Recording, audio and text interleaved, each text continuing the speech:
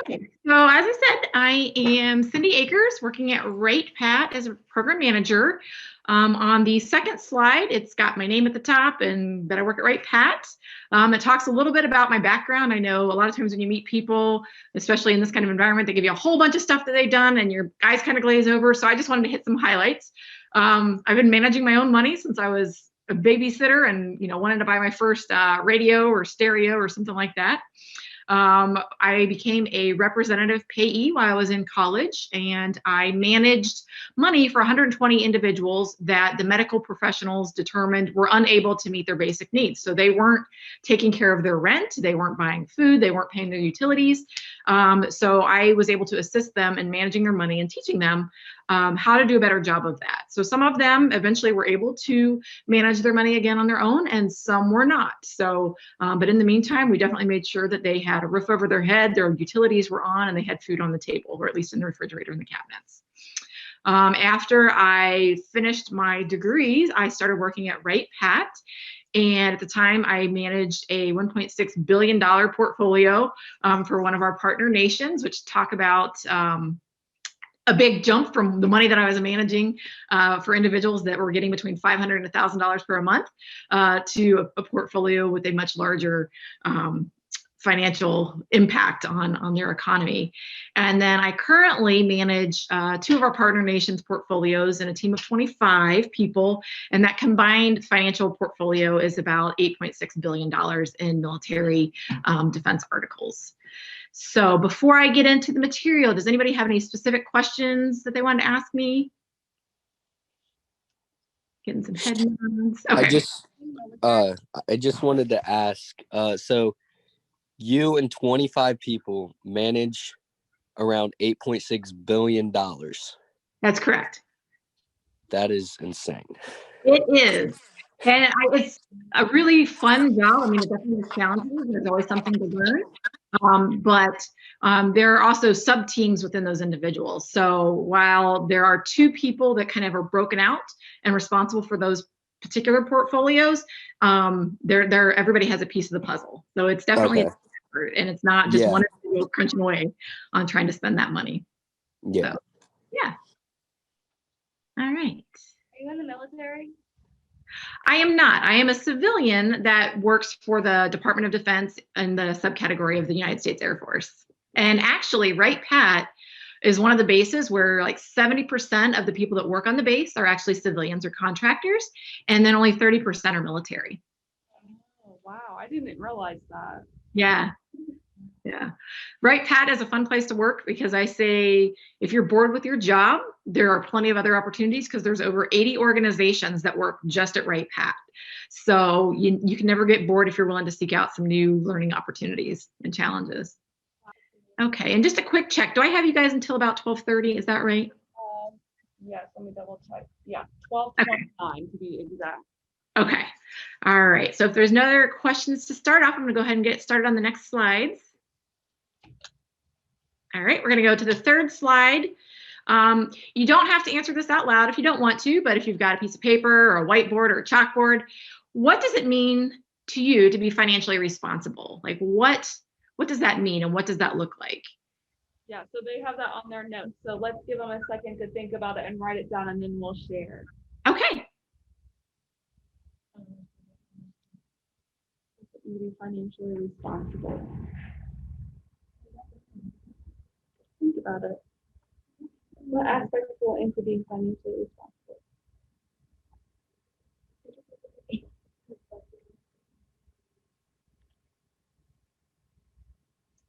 All right, are we ready? Rachel, you want to give us one way to be financially responsible? Yes, did you hear that, Ms. Akers? She said good budgeting skills. Okay, thank you for repeating. I didn't hear that. I've got the volume all the way up on my computer, so I appreciate that.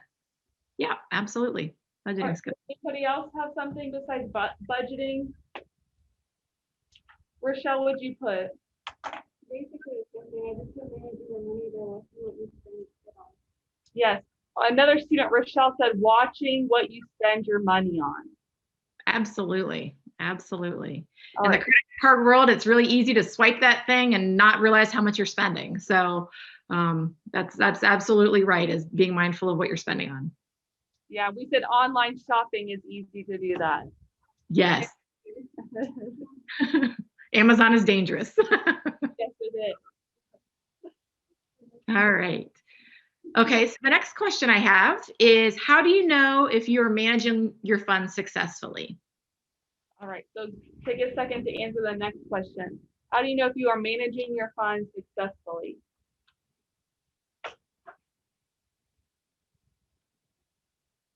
Mackenzie, what'd you put? Oh, you're still thinking. Oh, okay. I thought you were done. How do you know if you're managing successfully? Kat, you got an answer? You kind of have like enough extra money that like if you want to treat yourself, you can. Okay. So Kat said if you have extra money at the end of the month, then you know that you budgeted, right? Yeah. Absolutely. Anybody else? Tim, what do you think? Still working? I said if you're paying everything on time and like not asking to borrow money Oh, from family. that's good. We said not borrowing or asking for money if you are able to pay your bills on time. That's a good one, Rachel. Yep. Anybody else have any other ideas? All right, that's what we got, Miss Akers. All right, perfect. Great answers, everybody. All right, so we're going to go ahead and move to slide number 4 now. And this is a true or false question. There are negative impacts to poor financial management. All right, true or false? True. All right, we have a lot of truths. Yeah, some smart people in that room. There are definitely negative impacts to poor financial management. Does anybody want to take a guess at what some of those are, or suggestion? We said debt, Mm-hmm. College fund. having a college fund or not having a college fund. Yeah, not having a college fund. Okay. Yeah. All right. So here are some negative impacts that I have learned over the years through research and just working with different people. It can increase stress. Worrying about money is one of the #1 concerns in the US for people and households, is worrying about money. So a lot of stress. Stress is bad on your body. So like your overall physical health can be damaged by not managing your funds in a way that is healthy. It can lead to health issues. So whether it's anxiety, it's been known to lead to like stroke and heart attack before. So like big medical stuff, not just like, oh, I don't feel good today, but true, medical emergencies have stemmed from financial stress. There are legal consequences. Some people have been known to go to jail strictly for not being financially responsible, whether it was not paying a bill, and a big one, not paying taxes. I'm not sure if you guys are familiar with Al Capone in the gangster world, but that's, I believe, what he got caught for. He did all these, terrible deeds, but the one that he was held accountable for was poor financial management. It can cause strains on relationships, whether it's because you're borrowing money from family members, whether it's because you're in a relationship and you guys have different philosophies on that. And it can also create the loss of a job or a loss of a job opportunity. Many employers nowadays are looking at credit reports to see, are you capable of managing money? And you can be denied a job. Like you can be great on a resume and have fantastic interview, but if they're looking at you to maybe work at a bank or manage a big portfolio, if they do your credit check and you have a lot of debt that you're not taking care of and being responsible for making sure isn't there in the first place, that's lost income to you, because that could jeopardize your competitiveness for getting a job. So, all right. Does anybody have any questions so far before we move on, or any other things they might want to throw in as a negative? Okay, we're going to go ahead and move to slide 7.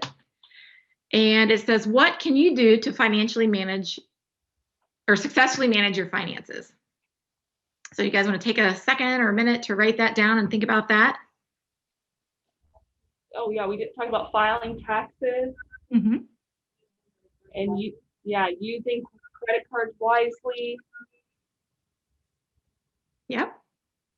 Yeah, anything else? Budgeting. Yeah. Budgeting, yes. Yeah, and budgeting. Yep, that's pretty much what we talked about. Perfect. All right, so if we go to slide 8, there are some other considerations, some of which you guys have already mentioned. So like using your credit cards wisely. Why do we want to do that? Well, you can very easily end up spending more in fees and the interest than you actually paid for that cup of coffee or those donuts or that game that you wanted to buy if you don't pay it off as soon as you incur the charge. So it's really easy to get in over your head with credit cards and not be able to pay them off quickly, and you'll end up paying more than what you did for the actual items that you bought. File your taxes. Why? Well, it's the law, but I can also tell you from personal experience, when I was right out of high school, I had a job and I did my taxes and I was like, oh, this city owes me money. Well, it's only like $20. I'm not going to worry about filing my taxes because it's a pain in the butt. I'm not going to do it. Well, I ended up having to pay $250 in penalties and late fees for not filing my taxes. So where I thought I was doing a good thing by like, oh, they can just keep my money and use it for the city, because I didn't do what was something that was financially responsible, it ended up costing me a lot more money than if I would have just collected the money back that they owed me. That's just yeah. It was like, how is this possible? Like, this has to be illegal. But unfortunately, my behavior was technically illegal, and I had to answer the mail for that and do the consequence, right? Yeah. All right. So the next one I had on this list is know your budget, which you guys have mentioned. So it sounds like you guys have a good understanding of that, and to live within your financial means.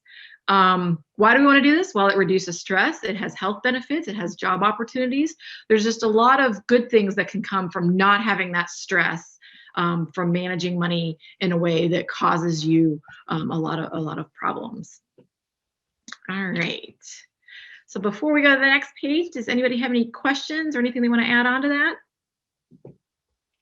I have a question for you. What is the best way to keep a budget? Like, do you use an app, or do you feel like the envelope system, or what in your opinion, what's the best way? What method? Right. So I think everybody is a little bit different in the way they process information. The way that I have found best for me to manage money is I have an Excel spreadsheet that I have a tab for every month, and I put down like what my income is at the top of the page. And then I have a list of all my bills. And I also have, if I have a balance. So for example, I've got a mortgage right now. So I've got my the balance for my mortgage.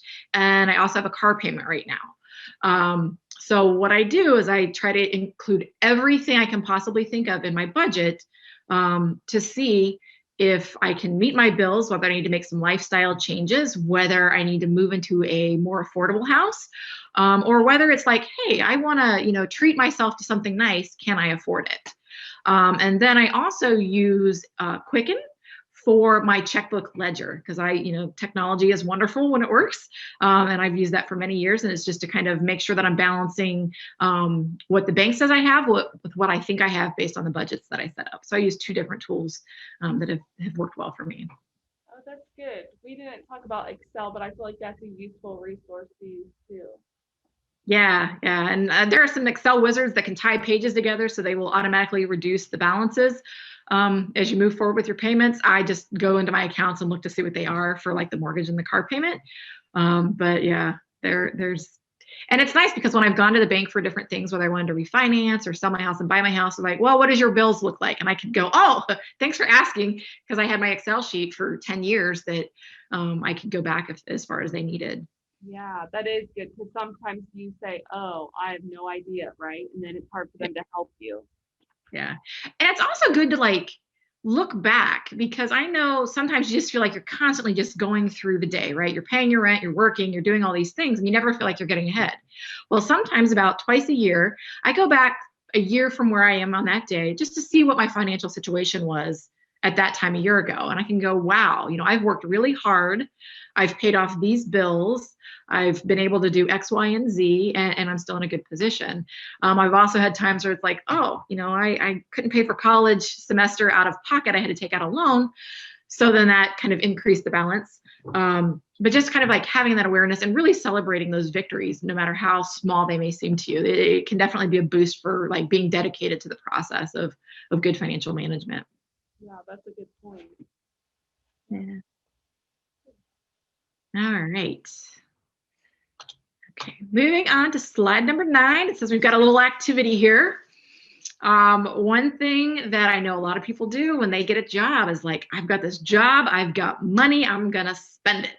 So one of the things that we want to do today is, if you've got your notes ready, we're going to talk about, should I buy the 2021 Chevy Camaro, hot off the production line? I've got a job. Does it make sense for me to buy this?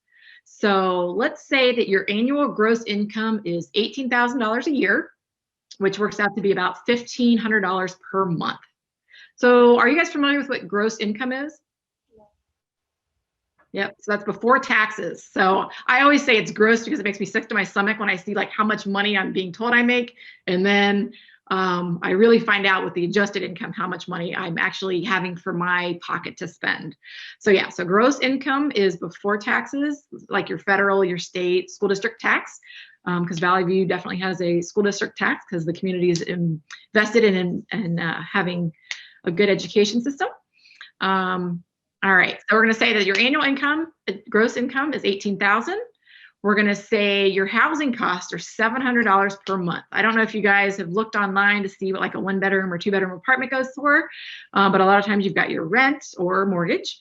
You're going to have like electricity, gas, water, sewer, trash. So we're just saying all that combined is about $700 per month. Everybody likes cell phones, right? So that's how we communicate. That's like the pocket computer everybody's got with them. We're going to say that that's $65 per month.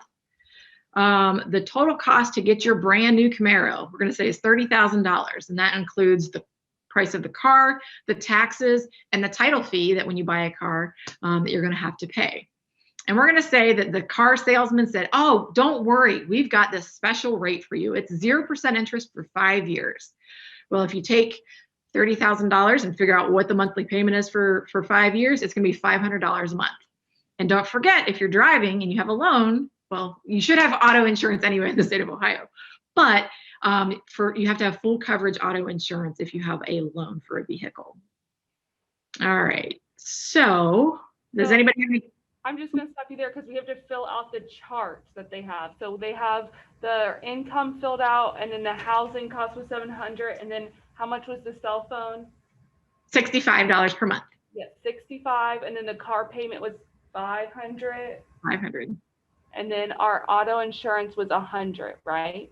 So we have to subtract that from our balance, right? So $1,500 minus $700 is the $800. That's how we got that $800 there. Now you have to subtract what from $800? Yeah, $65, the cell phone bill, right? And how much was that? $635. Is that what anybody else got? Okay. All right, and then we take that $635 minus the car payment, which is how much? So you have $135 left? Yeah. And to pay for your auto insurance? Yeah. Okay. All right, yeah, so it should look like this up here. All right, go ahead, Cindy. We're on the slide that has the table filled out. Okay, so slide 11. So you've got the should I buy it, and you've got all those numbers, and it's saying your balance is $135 at the end of the month. You're thinking, yeah, I could do this. Like, I can make this happen. But wait a minute. We were talking about your gross income. So we're going to do a recalculation based on your adjusted income for each month. So if you're looking at slide 12, we've got to talk about these taxes, you know, your state, your federal, and your school district. And that varies from county, city, and school district. So if your gross income, like we talked about, was $18,000 a year, $1,500 per month, I went to the IRS tax page and said, hey, how much is the federal income tax in 2020? And based on the annual income, it's saying you're going to be paying about $2,000 a year in federal tax. And then I went to the Ohio webpage. It has their tax information on it and plugged in the amount. And it said, all right, you're going to be deducting about $300 a year that you have to pay for state tax. And then Valley View's got a 1.25% school district tax, and that's about $200 a year based on the annual gross income. So when we adjust that, it comes out to about $15,500 a year, and which is about $1,290 per month. So when we plug that into all of the bills and expenses that we've talked about so far, do you want me to pause here and let you guys fill out your tables? I think they're filling it out as we go, so they should be good. Okay, so basically we took that $1,290 and we subtracted off your $700 housing cost. Then we subtracted the cell phone bill. Then we subtracted your car payment. And now all of a sudden, where we thought we were having $125 left over at the end of the month, we're actually in the hole by $75. Well, let me ask you this. Are there other bills or expenses that we didn't take into consideration? Yeah, somebody said groceries. Groceries, absolutely. School shopping, or just any kind of like, medical, that's a good one too. Toilet paper, shampoo, those household goods. None of that was taken into consideration. So based on that, do we really think buying that brand new 2021 Chevy Camaro is a good idea, even if it was 0% for 5 years? The answer is no. Like that is not a good financial decision, because that's going to cause you a lot of stress on how you're going to meet all those basic needs. Because what if your electric bill or gas bill comes back higher than you expected? You know, you've budgeted $700 a month, but sometimes in the winter it's colder than what it was maybe for the average before, and that's going to be more money coming out of your pocket. All right, so that was slide 13, and I'm going to go ahead and slide to slide 14. Which is, what do I wish somebody would have told me or shared with me when I was sitting in high school? My parents didn't talk about money a whole lot. We had chores that we could earn money. We could go get a job. But like the household budgeting, they didn't really talk to us about. When I was about 35 years old, my friend said, "Hey, Cindy, have you ever read The Automatic Millionaire by David Bach?" And I said, "No. But, you know, since you're recommending it," this is a friend that I trusted and I knew had a good financial position.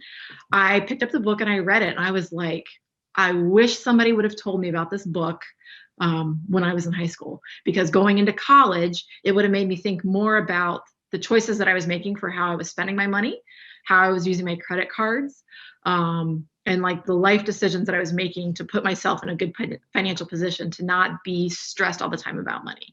So is that to say that I'm never stressed about money? Absolutely not. We all have those stressors.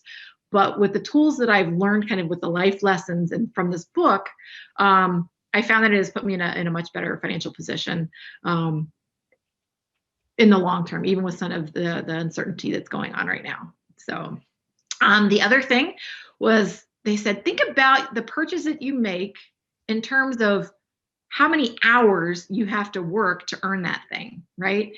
So for example, if you are working minimum wage, we're going to call it $8 an hour. I think it's a little bit more than that, maybe closer to $9. And you decide you want to go order a large pizza from Donato's or something like that.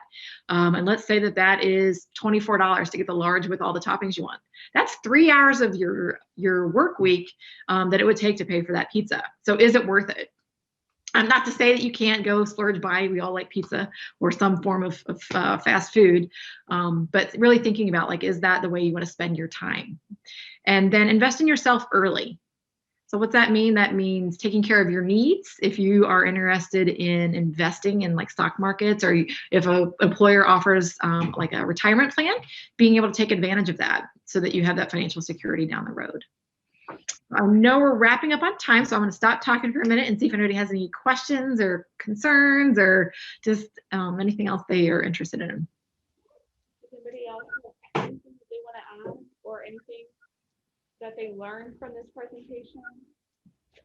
One thing, what are some things that she talked about that we talked about in here that was just nice to hear again?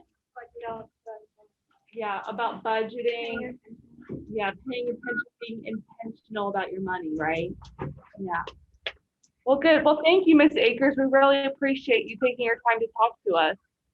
Oh, thank you so much for having me. I really enjoy this part. Thank you so much. And I'm going to keep this slideshow if that's okay with you. Absolutely. Oh, perfect. Thank you.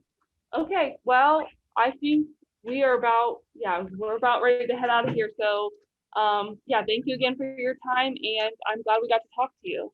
All right. Thank you so much, and happy holidays, everybody. Enjoy your break. You too. Everyone. Bye-bye. Bye.